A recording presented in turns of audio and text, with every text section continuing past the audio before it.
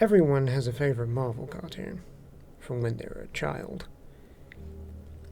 Whether it be classics like the 90s X-Men or 90s Spider-Man, or the absolute meme fodder that is the 60s Spider-Man cartoon, to cult favorites like Spider-Man and His Amazing Friends or X-Men Evolution that served to de-age its titular characters.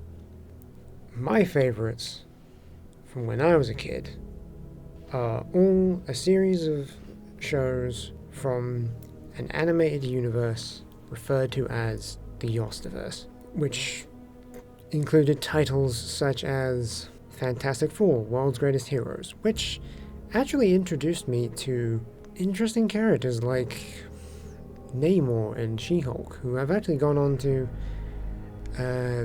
appear in the MCU as of Phase 4. This show also included She-Hulk's cousin, Bruce Banner, the Incredible Hulk. Speaking of Hulk, because he also appeared in Wolverine and the X-Men, another show from the 2000s that served to be somewhat synergistic with the movies, but primarily trying to tell its own story about bigotry and hate.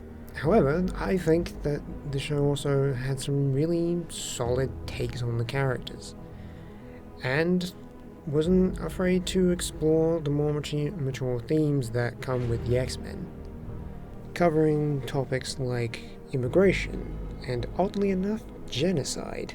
Spectacular, spectacular, Spider-Man.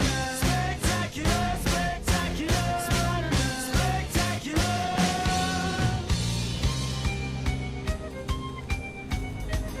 Spectacular, spectacular, Spider-Man. Spectacular, spectacular, Spider-Man.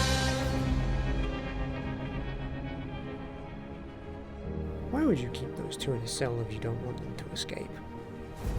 Spectacular is actually an incredible show that has been almost forgotten by history itself, but not so much by its fans, as it actually is one of the few modern adaptations of Spider-Man that still keep him in character with how he was written in the source material, which is actually one of the main talking points from its fandom, that it's probably the most comic book accurate Spider-Man property that we've had in years. And I am in 100% agreement with that, as it is able to keep a lot of what truly works about the character and has stood the test of time for decades. That his supporting cast is just as important to him.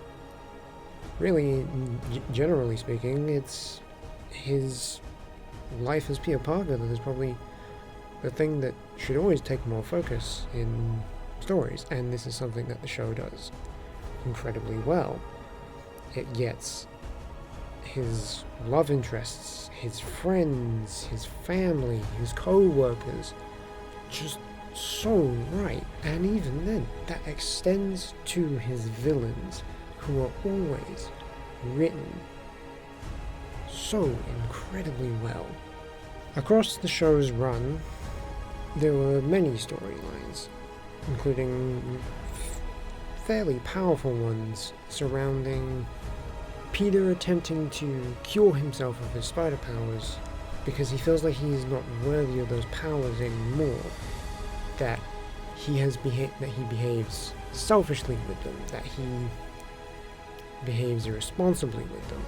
One such example of his selfishness, however, was that during his Black Suit arc, he went to a known mob boss and said, "I will look the other way. The one thing that Spider-Man will always refuse to do is look the other way," and he said he would. When he redeems himself after the Black Suit arc, he comes back to said mob boss and says, "I will never turn a blind eye ever again," because that's not who Spider-Man is. Peter chooses to keep the symbiote after it had bonded to him. But this would lead to many an issue, which ended up with many of the people he loves turning against him, and this would all culminate in Flash Thompson, of all people, giving him the pep talk he needs to finally get this parasite off of him. And it was a difficult process for him. It was definitely metatextually a metaphor for drug addiction. And after doing a good old thorough detox, he's able to finally be rid of this alien goo that clings to him every day of his life. This actually very quickly brings about the existence of the character of Venom, who is a very largely fan favorite character amongst anyone, really. Like I said earlier, Venom is not the only tremendous villain in this show, as it also includes villains who are quite tragic and savage at the same time, in the form of Lizard, or someone dastardly and sinister like anyone on the Sinister Six, or maybe someone who's just downright criminal like the Enforcers, a very little known group of villains from the early Spider-Man, Steve Ditko, Stan Lee stories. But I suppose I better address it. Yeah, the art style for the show is pretty blocky and very stylized. But this is actually due to them wanting to take on a design philosophy and art style that would make the action for this show just very, very groundbreaking for the time. I've never really seen any animated show, aside from something like Arcane, which is 3D animated, so it's not in the same vein, but this is the only thing that I've seen in 2D that 100% sells you on its ability to make great action. And the humor is almost always on point as well, which is something I had neglected to mention up until this point, but hey. I hate you so much. One of my favorite things about how inventive the action is for this show is the fact that Peter is always using his smarts in a fight. He always comes up with some interesting or new way to defeat a villain, and it's really quite a refreshing thing to see, even though it's as old as it is, which the less said about that the better, because I don't want to be an old guy. But all this to say, Spectacular Spider-Man really was what it said on the tin. Avengers Earth's Mightiest Heroes is a show from my childhood that means so much to me. It is the reason I got into comics. Why I continue to read to this very day. It was never the MCU. A lot of people will assume it would be because of the MCU, because a lot of people think the MCU is a really big part of everyone's reasoning to be a fan of Marvel Comics, and just Marvel in general.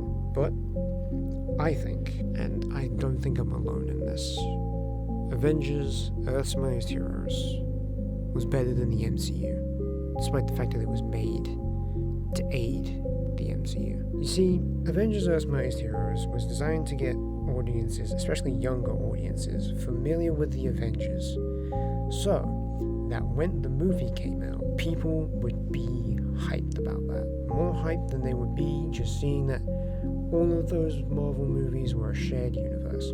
And along the way, the show had some incredible adaptations of characters. It was my introduction to Black Panther. It was my introduction to Ant-Man and the Wasp. It was my introduction to just so many characters. Carol Danvers, who I am a fan of to this very day. We should help. Why? Did you even read her file? She's as tough as Thor and almost as strong as the Hulk. I'm pretty sure she can handle this. But more importantly, I'm not the low man on the totem pole anymore. She is. Was first seen by me in Avengers Earth's Mightiest Heroes. And this show was not even limited by the license. Not one character who appears in this show is 100% just an Avenger. They had the Fantastic Four on this show. They had Wolverine on this show. They even had Spider-Man on this show. It was an incredible thing for a little 6 to 7-year-old me to just watch this as a kid. Something that is so hard to come by now, and it's just something that doesn't feel the need to remind you of the MCU. Like, yeah, sure, Iron Man looks a little bit like his movie counterpart, but not by any degree that is inherently distracting, and that is something I value now as a modern Marvel fan, but that's an entirely different conversation. The show even adapted story arcs like the origin of Ultron, an invasion of Wakanda, Secret Invasion.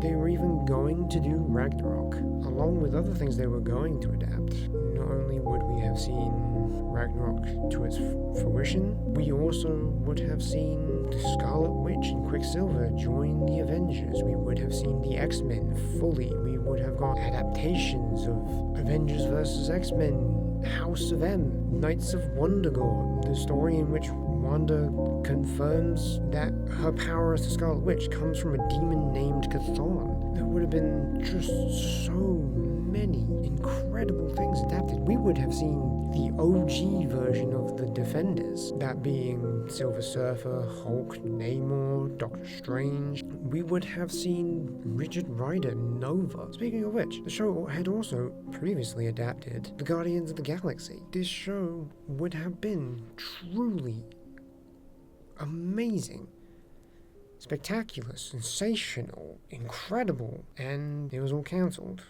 for